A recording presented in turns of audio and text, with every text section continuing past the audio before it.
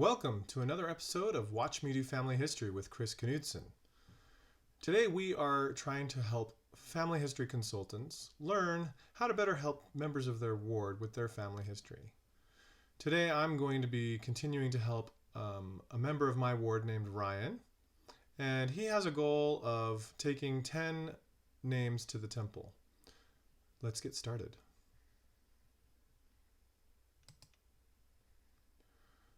So here we are on Ryan's ancestors tree, Charles H. Allen. And we've already reserved Charles for temple work with Ryan. Harriet already has her work done, but she needs to be sealed to her husband Charles. Sarah Ann Sadie Allen has most of her work done. Let's go ahead and click on this link. Last time we were working on attaching or reserving Martha E. Green and her husband, Lawrence Monroe. But we missed Frank Green, so let's go ahead and get back to Frank. So I'm going to go ahead and right-click on his person page.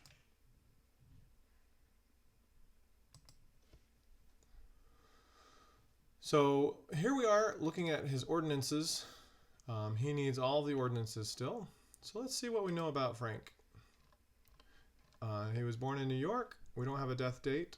We have the 1900 census. And we have the daughter Martha. We also do not have any parents. So if we want to find the parents of Frank Green, we want to find Frank in a census around 1880, because then he would be living with his parents in New York. And see how many Franks there were living in New York.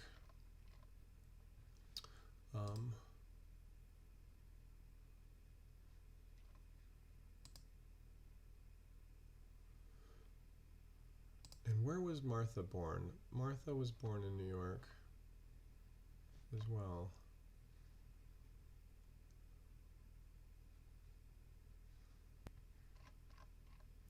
So let's look at all the Frank Greens in 1880 censuses in New York.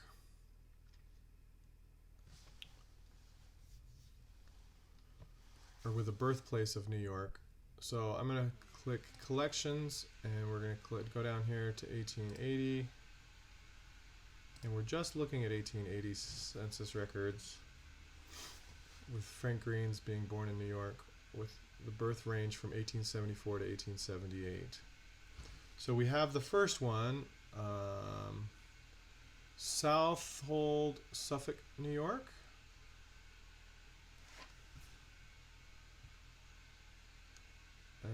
That's a possibility. So we have a Frank W. Green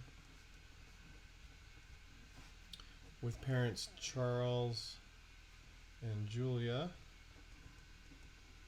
living in Southold, Suffolk, New York.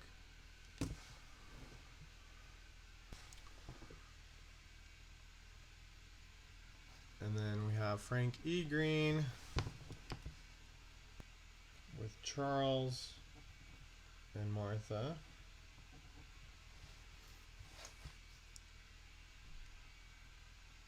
In Berlin, Rensselaer, New York. And I'm writing all these down just to keep track.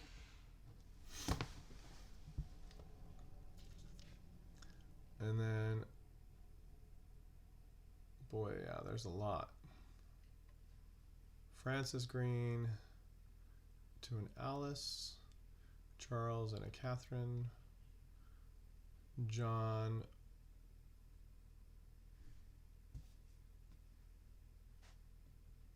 and Catherine. So without knowing much about this, it's going to be really hard to really clarify that. So let's look at Frank W. Green first.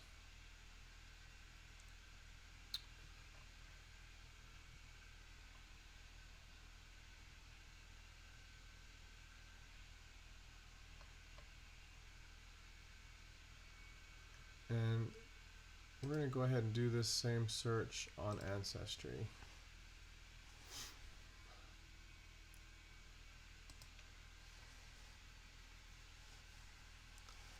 (1880) census.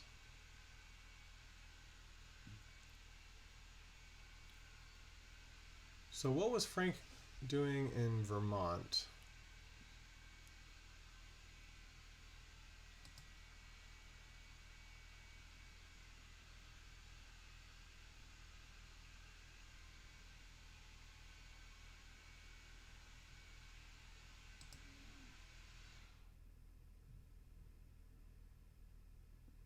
So we know Frank from Ogilvy and Esther is the wrong Frank. So we're going to cross that one off our list because he married somebody else. So let's go back.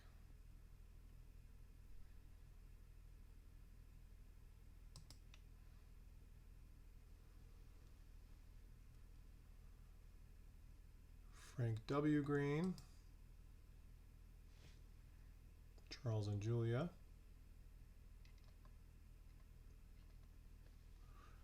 This Frank lived into the 1920s, 30s, so we know that that's not him because our Frank died in before 1910.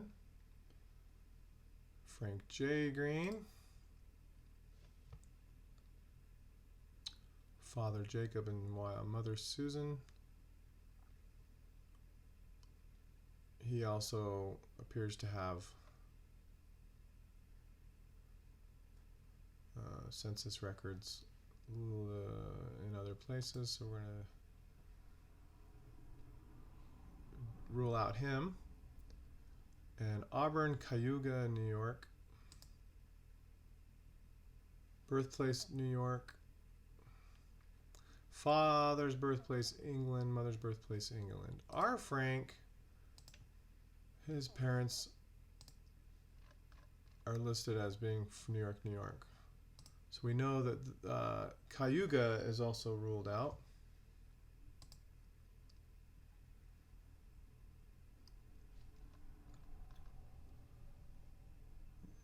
Okay, how about the Frank from Pavilion, Genesee, New York? Parents George and Catherine.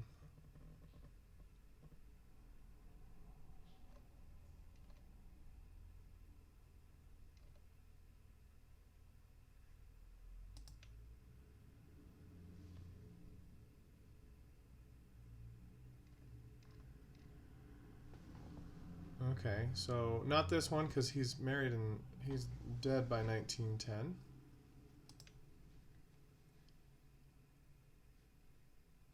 Oops, I didn't want to get out of that.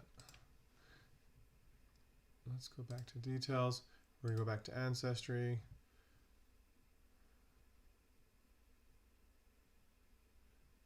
Change that to the 1910 census. 1880 census.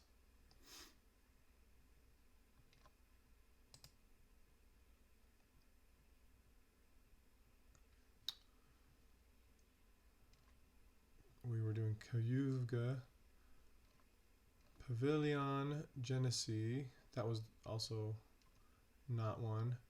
Here's the one from Rensselaer, Berlin.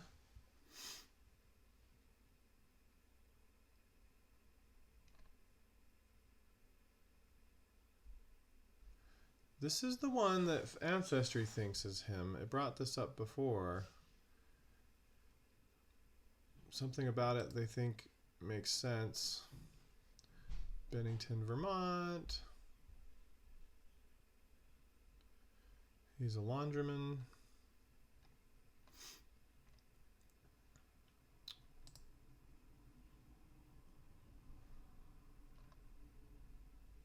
Ooh, there it is. Frank, Sarah, Martha. 1905 census in Nassau, Rensselaer, New York. Does that make sense?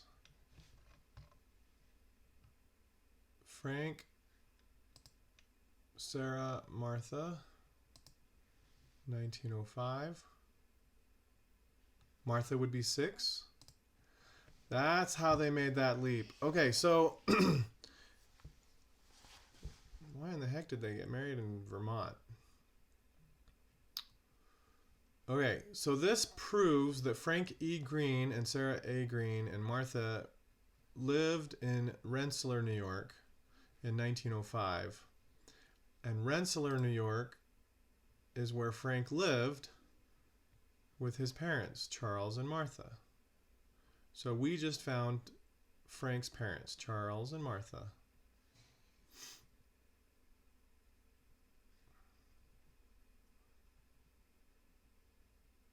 So let's go ahead and pick that one. So we're going to do Frank Green, Family Search, and we're doing the 1880 censuses.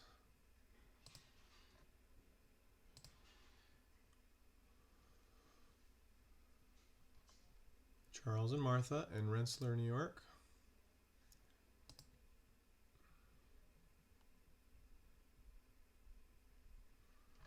Frank Green, attach.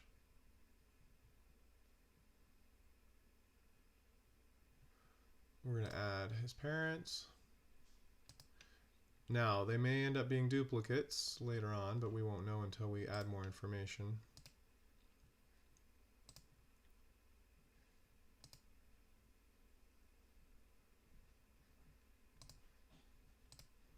And we'll go ahead and add Charles's brother, Frank's brother, Charles.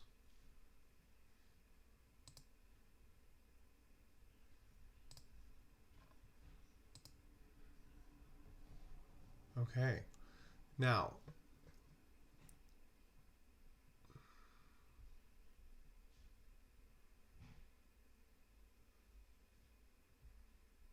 I'm going to go ahead and hit Charles here and see what other information we have on Frank's father.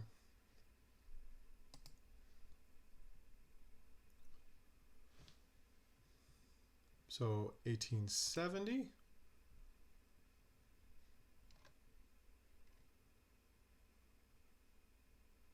Frank's father, Charles, isn't married yet, but he's living in Rensselaer.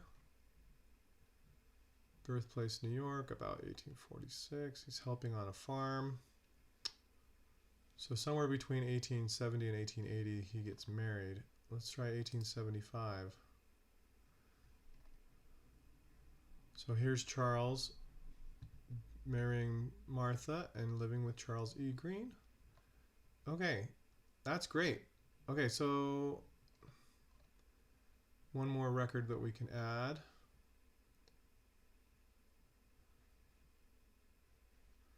So I'm going to highlight this, and we're going to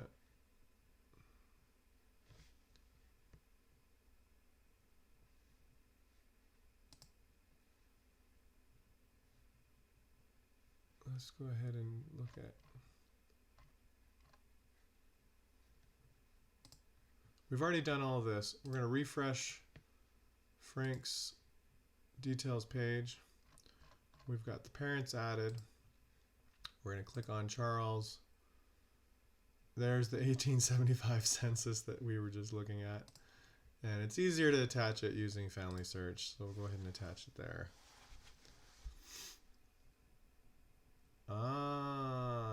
It's already been added. Martha McCandless.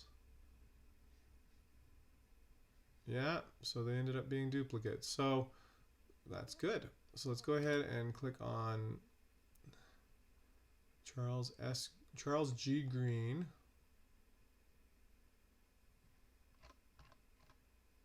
Martha Frances McCandless. Charles Joseph Ross Richard Mac Anna.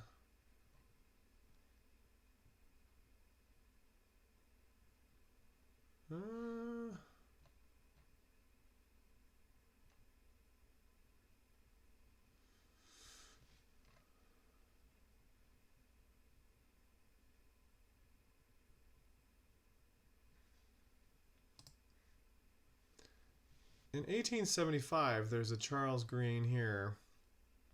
I'm not sure that's the right person, because this Charles was born in 1873. Whereas they're trying to say that this Charles was born in 1881. That's not 1873. I think this is a different couple, and they don't really have the right census records.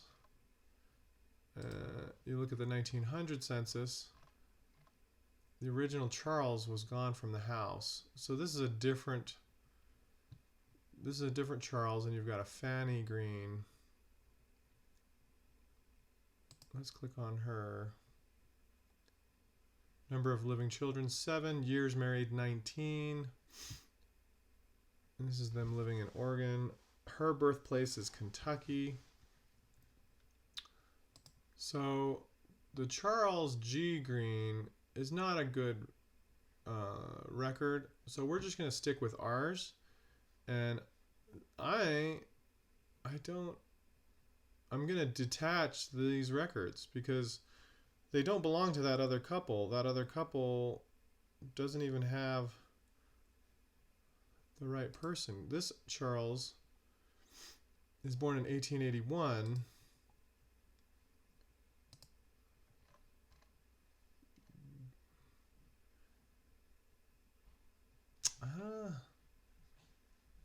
They've got it all. 1871 here. Birthplace, Missouri. So this is a completely different Charles. I'm going to detach this census record and give it to the right people. So this is a wrong. I'm going to detach. Detach. I'm detaching wrong family, not moving to Oregon.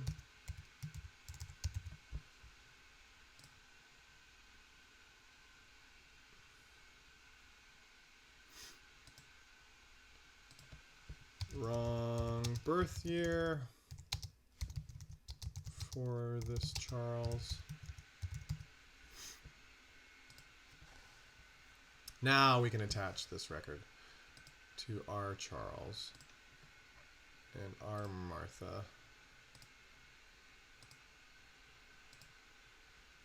and their son Charles. Good. Great.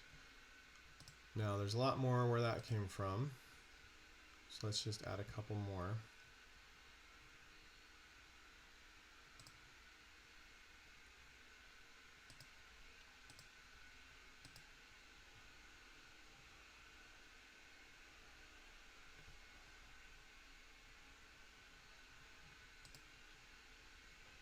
Let's look at this 1900 census. Still living in Berlin, Rensselaer, New York. Is a day laborer, which isn't going to be a lot different.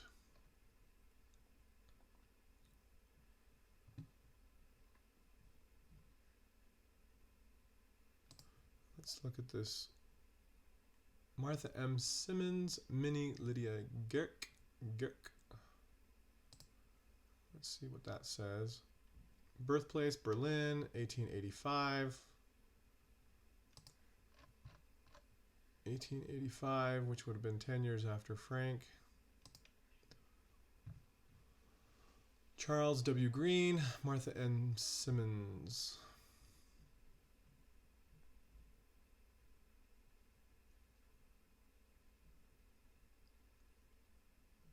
So Martha M. Simmons.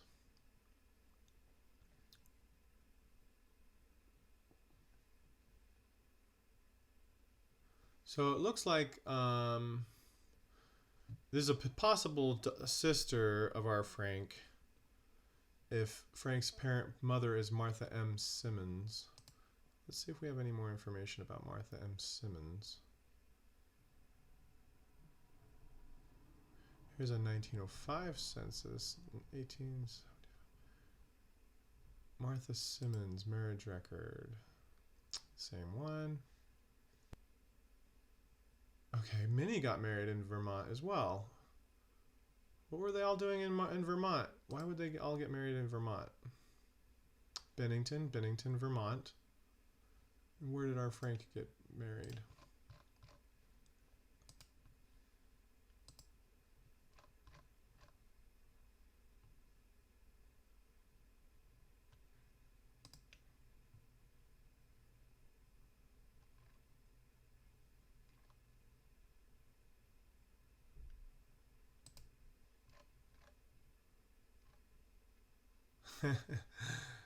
Okay, so Frank's daughter got married in Bennington, Vermont as well. So there's obviously a connection between Bennington, Vermont. I wonder how far apart they are.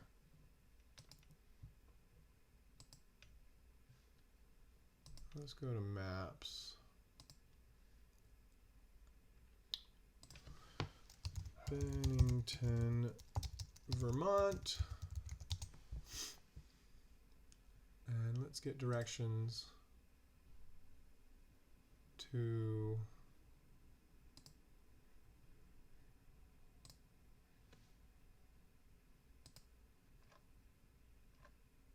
Berlin, New York.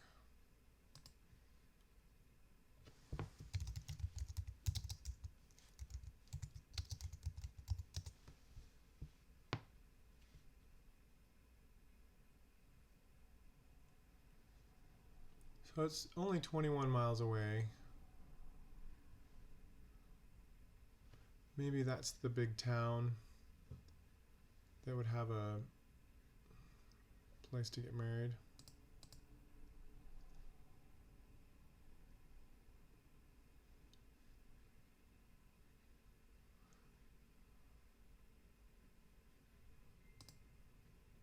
Okay.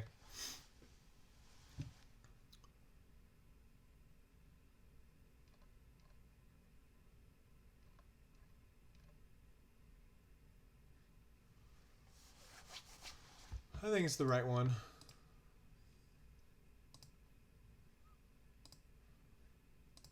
So we'll go ahead and attach that 1900 census.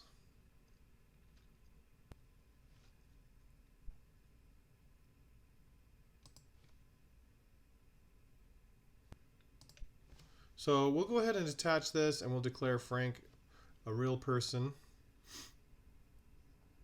And we'll reserve his temple work.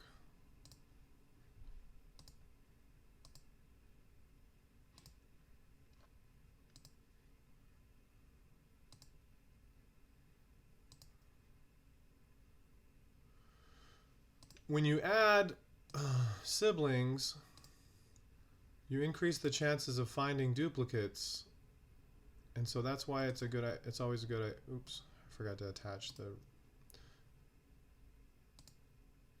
residence. That's why it's always a good idea to attach siblings. So chances are, if these people were on FamilySearch, one of these would have popped up as a duplicate. So now we're going to go back to Frank. We know he's a real person. There's a high likelihood that he does not have a duplicate, so we are going to reserve his temple work. So I'm going to go too fast. You click the ordinances button. He has all of his ordinances needed, so we're going to hit request and request.